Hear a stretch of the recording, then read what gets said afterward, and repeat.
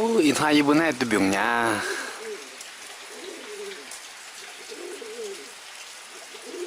tôi biểu ta trong quá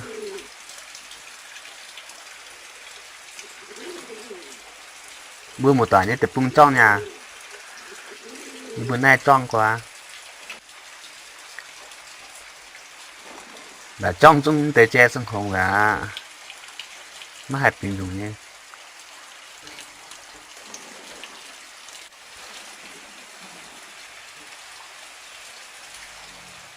mà khá đoan rồi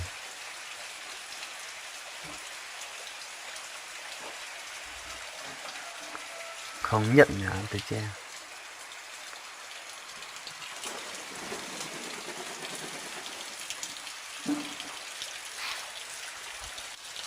khá là từ biểu tay tàng phung đoan rồi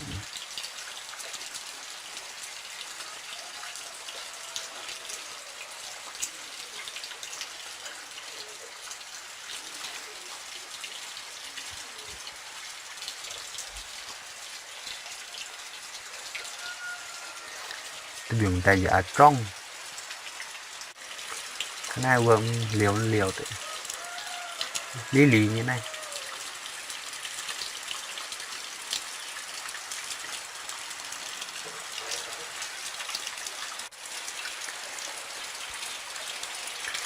mà khám từ nó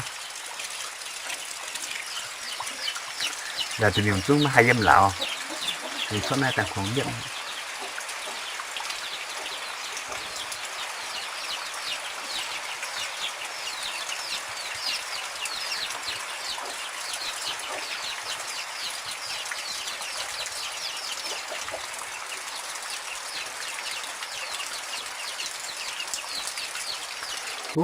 trong hải chỉ ra dọc tàu thôi